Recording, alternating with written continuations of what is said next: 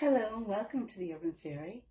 Let's see if I can get through this. I just have a collection of things that I've had. Most of them I've had for a really long time and really didn't look into what they are. And so I like to show a bit of them.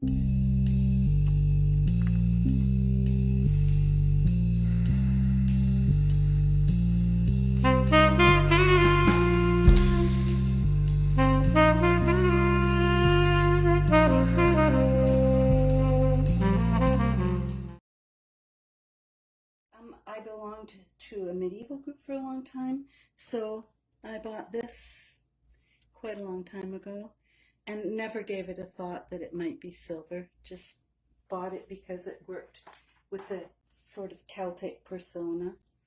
Uh, this, I don't know when I got this. I've had this hanging around for a really long time.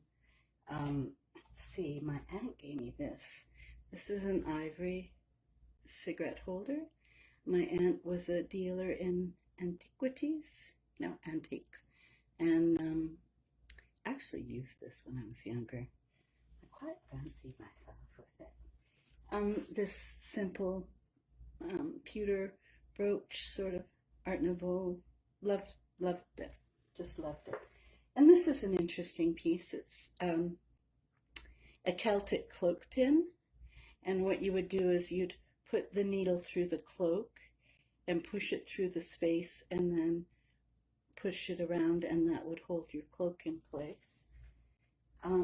This piece I think is extraordinary. I finally found the silver markets tucked way into it was a belt, but I love this piece.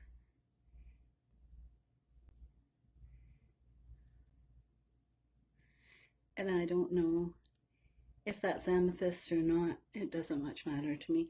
There were a few pokey bits of the angel wings that broke off, but I still love this piece, and I did use it for a belt, so that's what it looks like. And you won't be able to see the sterling mark, but it's clearly what it is. And I'm not sure the time period of that, because again, a gift from my aunt who deals with antiques. I just loved this bracelet. The work on it is so fine, and it's so tiny, but I don't know. I always loved that. Let's see. This piece. The story I'm told is my grandmother, when in England, which she always was, except for being born in Ireland, was given this as the wife of a sergeant or captain in the Navy, in the British Navy. My grandfather was a Coast Guard captain. I did notice the rule around closure, but my grandfather was actually in the First World War, and by the Second World War he was Coast Guard in England. And anyway, I think I don't know what to do with this. I've had it for so long and it just sits in a box. But it was my grandmother's, and I think that's the only thing I have of my grandmother's that would be jewelry. And this was also from my aunt's estate. I need to get the clasp fixed. It just needs to be squeezed into shape. So this is platinum, 18 karat gold, and there are diamonds and sapphires around it. I loved it because my favorite era is Art Deco, for sure. My whole bedroom is done in that. Oh, I bought out a pair of, I have a collection of gloves, but I have two pairs of these. One are brown and these ones are black. And I just think they're so really fabulous. So I decided to bring them out. If you can see those properly. I noticed though that gloves were made for women with really skinny hands. This is, I haven't had this that long, but I'm not sure what it is, but it feels like Bakelite to me. Does it sound like Bakelite to anybody? I just thought it was interesting and different. And this is a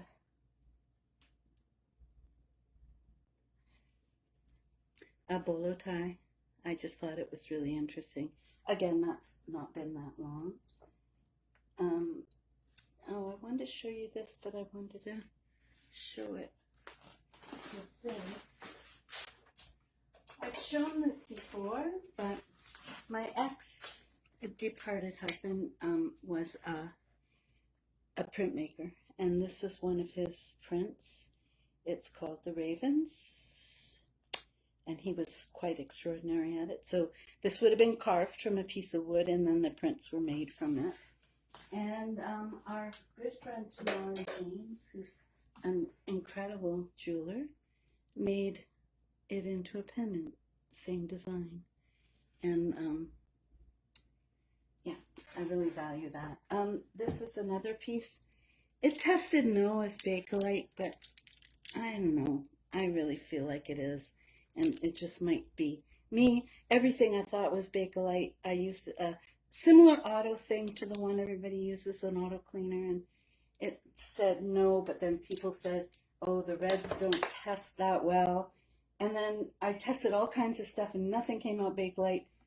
And then this did, and I never would have expected. This is something I would have bought from a thrift shop. I think I paid probably $3 for it. The top of it does have a crack in it, and it's got pearls swirled around. I love the bowl. It's right beside my bed, and it holds contact. And then this, I put this because this is what I'm learning is I had to fish this out of a bag I was going to get back to the thrift shop, and thought, oh, I think maybe it's coral or angel skin or some kind of coral. But I was so willing to just throw that away. And here's a really pretty brooch. And this feels really old. There's the back of it. Again, the pin is gone. Oh no, it's not. It's there. It's just really close to the edge. So that's the back. It's amazing when you find the back of a piece of jewelry is as exquisite as the front is. And that's the front of it. So that's that. And the last thing on this tray I wanted to show was this $2 necklace I got at the thrift shop, which is sterling, and oh, let me look. I can't remember the name on it. I knew there was a name. Butler, and I think I looked it up to think there were Butler brothers, but I just thought that was pretty exquisite. The design of it really appealed to me. So that's a keeper for me. And then lastly, I just want to buzz through these things here. This, again, really old. I have no idea the age of this or what it actually is. It's a dark amber color, and I don't have a machine that tells me, what it is, but this is, my mom gave me this a long time ago. It's a gold treble clef straight pin. Yeah. And this is an interesting ring that I can't figure anything out about it. It says Kate on it, but I'm pretty sure it's not the Kate you're thinking of. This is a ring made by a friend of a friend in the medieval group, and it's a moonstone that could take your eye out. Really beautiful work, though. And that's silver. And let's see. This ring I got at a thrift shop for $5. And it's silver, and the aesthetic for me is very Art Deco, symmetric. It really appeals to me, and I love that ring. A pendant, again, is this citrine? Is it glass? I don't know, but it looks pretty old. And there's the back of it. And this also, I think this amethyst ring I got in a box or a bag of jewelry for $5. So there's another ring I have. I don't have it here, and I almost threw it out. And I literally had my hand over the garbage, and then I looked and thought, oh wait, it's really dirty. And I put a little bit of toothpaste on it, and didn't it come out to be really 3 big diamonds? So there's this old Scottish thistle pin, and there's this gold straight pin. Some of these were my mom's. My mom died pretty young. This again was in a bag of jewelry for $5. I don't know what the stones are, but it's quite beautiful, and it's sterling. This is my own gift from my aunt and uncle, emerald with diamonds, and it's I think it's 18 karat gold, platinum, something. Yeah. My fingers have grown a little bit, so. And this is another ring I got in a bag of junk jewelry. This was my mom's, and I believe she always referred to it as 1928, and I don't know why I remember that, but it's really pretty. Everything's there. And this one, which I also thought was junk, which turns out is not. And this I showed the other day. This is a ring I've been wearing for years, and I lost the original jade out of it, and then a jeweler put something in I really hated, and then a friend of mine, Brenda, who's a jeweler, she put that stone in, which that's fine. And it's got some stones in it, if you can see that close up. It's just got a really nice energy. This ring, I don't know, just the reason I'm showing it, I don't think it's anything special. There's no markings on it, but it feels like a really old ring. So I'm showing it. That's it. This is a gold little teeny beautiful pin. That was my mom's. Little teeny pearls and stuff. And the last thing I got to show you, God, I went through that really fast, is these earrings, which turned out to be gold with diamonds and sapphires and rubies. I went, the 3 things I use right now, I'm going to talk about that, are a loop, a magnet, and a black light. And when I put the black light on these earrings, I saw what they say rubies do under a black light. They look like they were, on fire. But can I say that's all I have?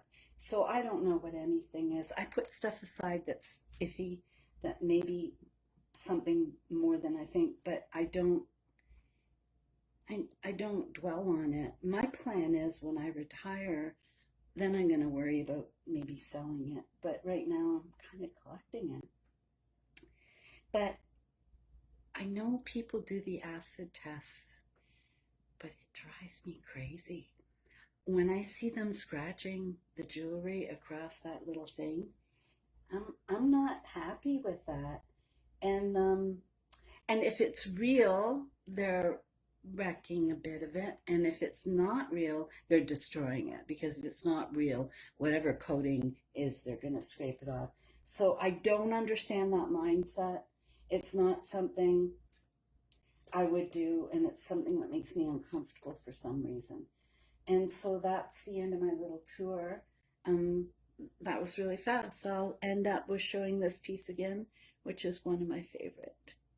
So thank you so much for joining me, and I got them all done because next week I'm so busy that I didn't want this stuff sitting on this tray forever. I wanted to put it back, where it belongs. So thanks a lot.